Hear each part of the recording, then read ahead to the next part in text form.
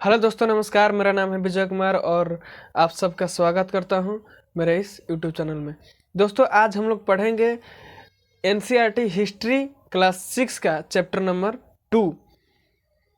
दोस्तों, भले ही मैं नोट से पढ़ा रहा हूं, लेकिन इस वीडियो में मैं सभी जानकारियों को इकट्ठा करके लाया हूं।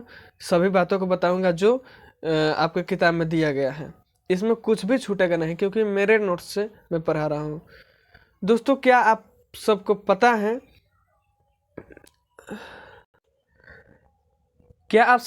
है कि मानव इधर उधर क्यों घूमते थे? हमें आरंभिक मानव के बारे में जानकारियाँ कहाँ से मिलती हैं, या पूरा स्थल किसे कहते हैं? आइए इन्हीं तमाम जानकारियों को हम इस चैप्टर के माध्यम से समझने की कोशिश करते हैं। ये बेस्ट रिवीजन वीडियो होगा फॉर आईएएस आईपीएस के लिए, और जो क्लास कर रहे हैं या कोई अदर एग्जाम की तैयारी कर रहे हैं उनके लिए बेस्ट वीडियो होगा। इसके बिलोंग आपको कुछ भी पढ़ने की ज़रूरत नहीं है। देखिए, आरंभिक मानव इधर उधर क्यों घूमते थे? तो पिछले वीडियो में हमने चैप्टर 1 में बताया है कि आरंभिक मानव भोजन के तलाश में इधर उधर घूमते थे, क्योंकि वो पहले ना तो खेती करने के बारे में जानते थे, ना पशुपालन करते थे। तो एक जगह रह करके वहाँ की सभी जानवरों को खा जाते थे, सभी कंदमूल, सभी जो पेड़ पौधे के फल हैं उन्हें खा जाते थे। इसके कारण उन्हें एक जगह से दूसरी जगह जाना पड़ता था, क्योंकि वहाँ भोजन की मात्रा समाप्त हो जाती थी। ठीक, देखिए आरंभिक मानव के बारे में हमें कैसे जानकारी मिलती है। इस वीडियो में हम सब देखिए, ये सब जो चित्र दिया गया है किताब में, उससे बिलोंग भी हम और भी ज़्यादा चित्र इसमें दिखाएंगे और आपको समझाने की कोशिश करेंगे। तो ये बेस्ट वीडियो है, कहीं छोड़ के जाइएगा मत, देखते रहिए अंत तक। आरंभिक मानव के बारे में हमें कैसे जानकारी मिलती है? तो आरंभिक मानव के बारे में मतलब कि पहले के इंसान कैसे थे, क्या वो खेती करते थे कि नहीं करते थे, तो इससे जो अवशेष प्राप्त होता है हमें उससे जानकारी मिलती है।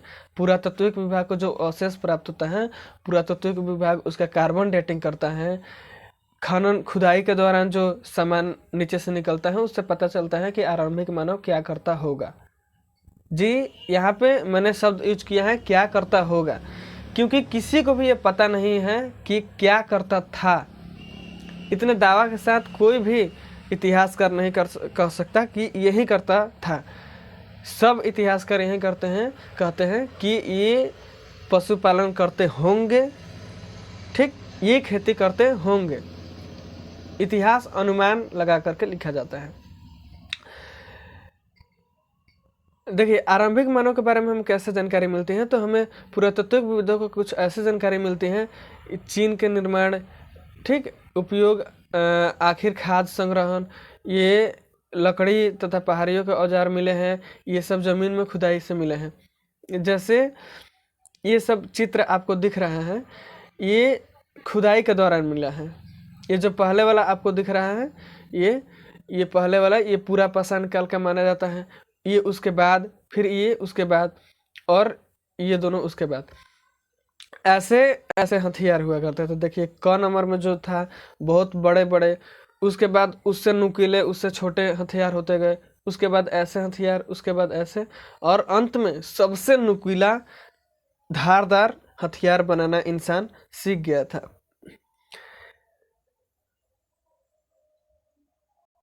तो हमें ऐसे ऐसे सामान मिले हैं जिससे ये पता चलता है कि इंसानों के बारे में बहुत जानकारियाँ हमें प्राप्त होती हैं कि क्या उनके औजार रहे होंगे। आगे जब चैप्टर नंबर 5 पढ़ाएंगे उसमें सिंधु घाटी सभ्यता में किस हल का प्रयोग किया जाता था, उस हल का भी चित्र हम दिखाएंगे। देखिए, ये मैप है, मैप को देख लीजिएगा। रहने की जगह निर्धारित करना, पिछले वीडियो में हम बताए थे कि लोग कहाँ रहते थे। लोग जहाँ पानी की स्रोत होता था वहाँ पे लोग रहते थे।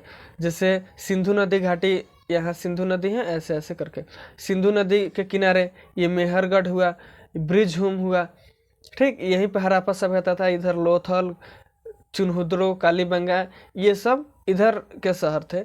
तो यहाँ पे मेहरगढ़ में पिछले वीडियो में मैंने बताया था यहाँ पर सुलेमान और किरथर की पहाड़ियाँ थी। तो इन्हीं दोनों पहाड़ियों के बीच मेहरगढ़ था, यहीं पे सबसे पहले चावल की खेती की गई थी। तो लोग यहाँ रहते थे। आप मैप में जूम करके देख लीजिएगा। इसमें कुछ शहर हैं।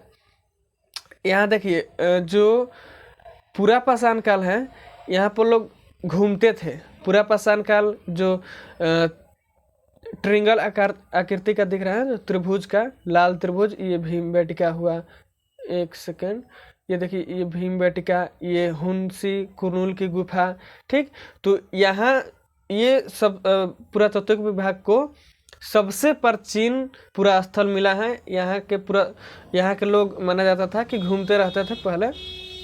ठीक, ये जो वर्ग का है, वर्ग वाला यहाँ पे, ये मध्य पाषाण काल का है, नव पाषाण काल का, आधुनिक गांव, ये सब इसमें से जूम कर करके आप लोग देख लीजिएगा।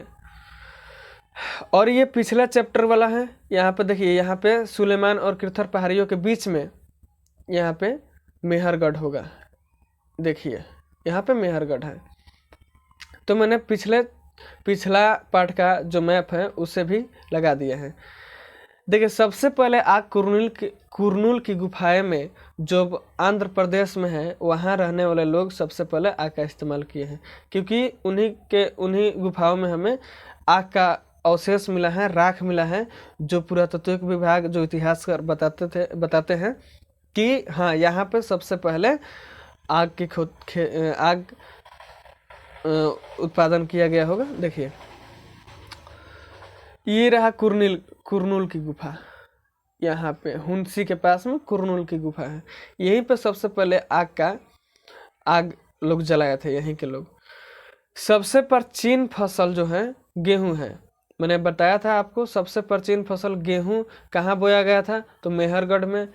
पहला चैप्टर में बताया था सुलेमान और किरथर पहाड़ियों के बीच में मेहरगढ़ है, वहाँ पे सबसे प्राचीन गेहूं और जौ को बोया गया। बाद में चावल है।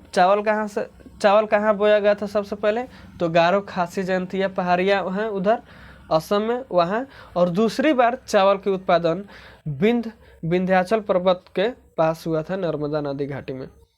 देखिए सबसे प्राचीन पालतू जानवर जो है कुत्ता है, यानी सबसे पहले लोग कुत्ता पालते होंगे, उसके बाद भेड़ और बकरी को।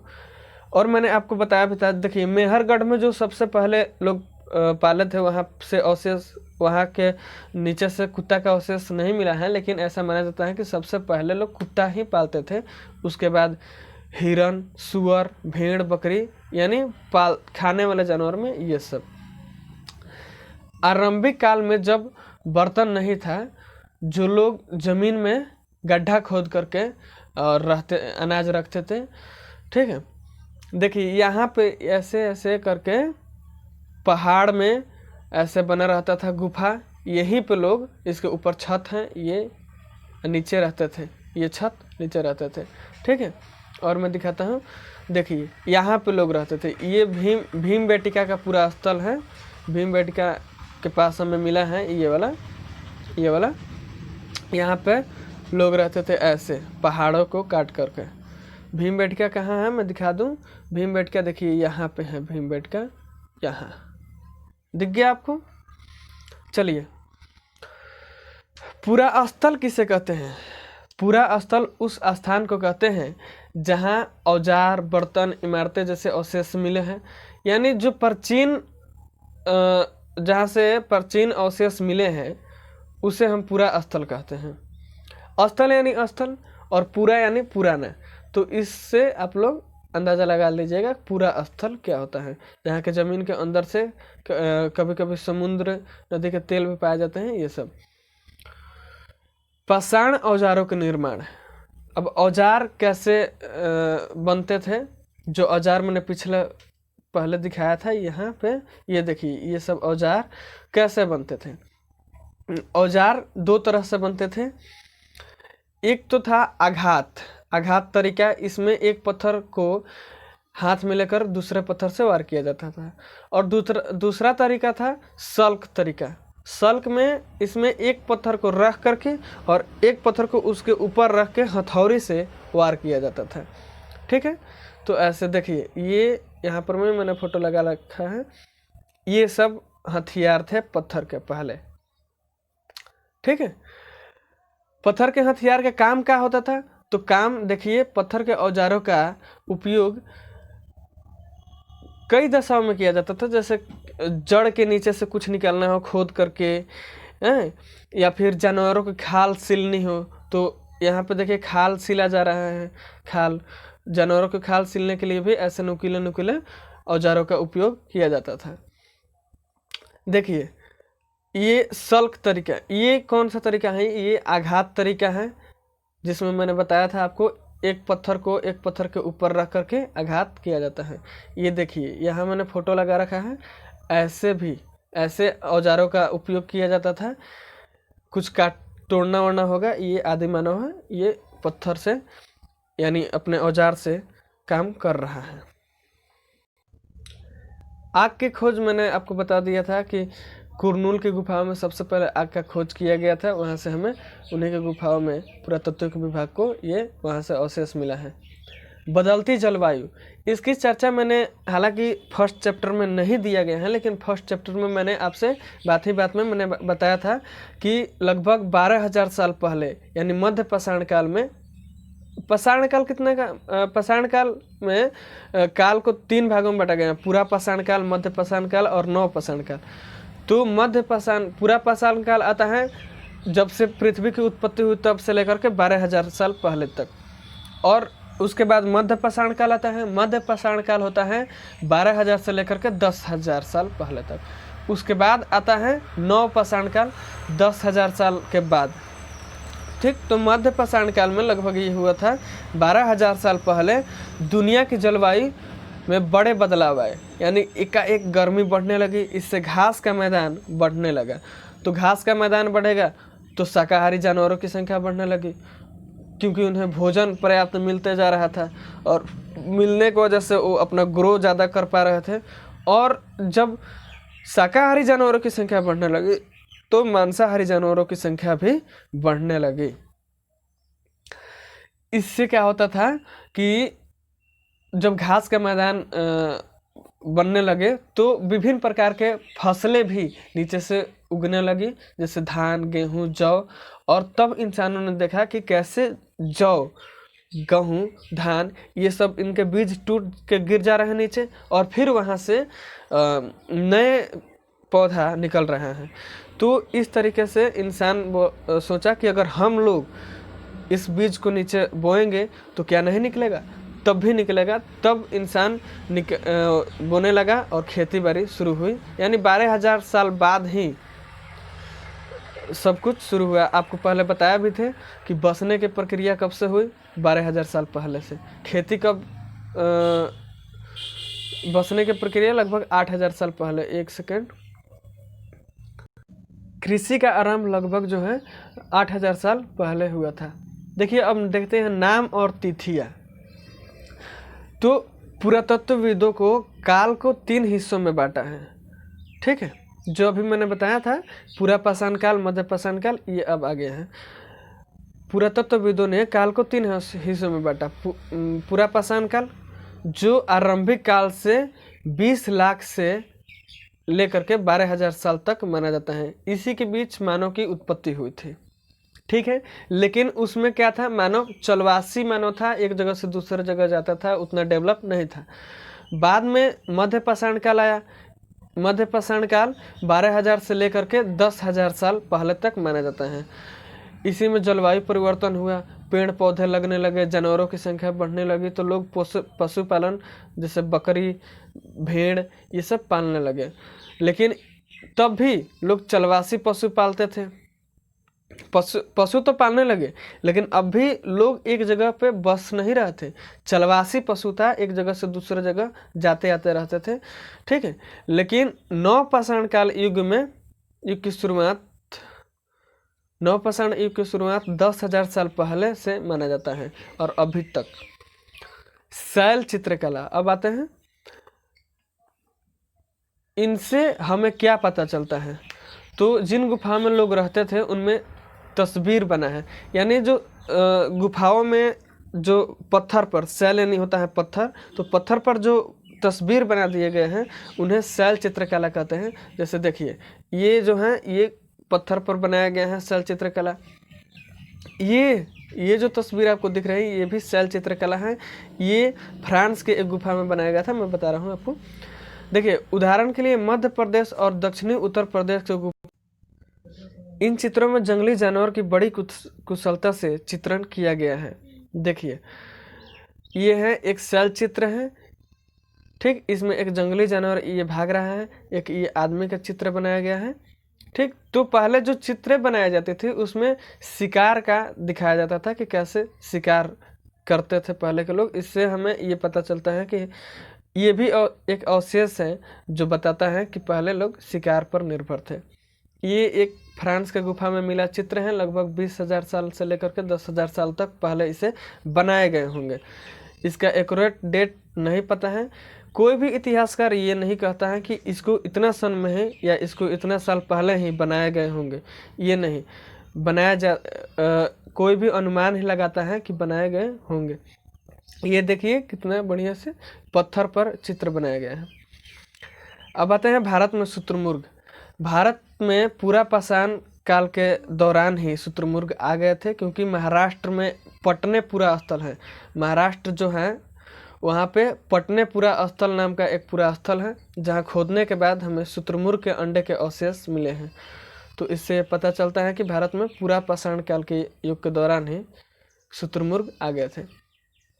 हुंसी एक जगह का नाम है जो पिछले मैंने मैप में देखिए यहाँ पे बताया हुआ था।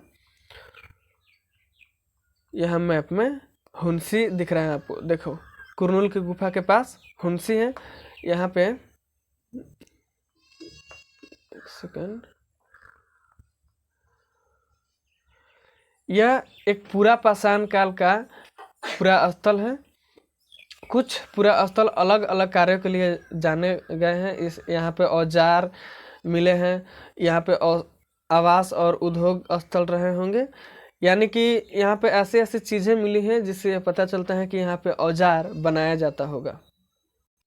अब आते हैं क्वेश्चन आंसर पर। क्वेश्चन है पहला, आखेट खाद्य संग्रह गुफा में इसलिए रहते थे क्योंकि वहाँ पर खाना मिलता था। आखेट बोलते हैं शिकार को, और आखेटक बोलते हैं शिकारी को। तो आखेटक जो है खाद्य संग्रहण गुफाओं में, यानी ऐसे गुफाओं में जहाँ पर खाद्य आसानी से उपलब्ध हो, वहाँ किस लिए रहते होंगे? वहाँ पर इसीलिए रहते हैं कि भोजन वहाँ पर आसानी से मिल जाता है। घास वाले मैदानों का विकास मैंने आपको बताया था कि जब जलवायु परिवर्तन हुआ था मध्य पाषाण काल युग के दौरान 12,000 साल पहले, तो इसमें भरना है 12,000 साल पहले। आरंभिक लोगों ने गुफा की डैश पर चित्र बनाए। किस पे? दीवार पर चित्र बनाए थे। और हुंसी में डैश के औजार बनाए जाते थे, तो पत्थर के औजार बनाए जाते थे। ये अब चैप्टर हो गया हमारा समाप्त। चलिए अब मिलते हैं अगले नेक्स्ट वीडियो में, तब तक के लिए जय।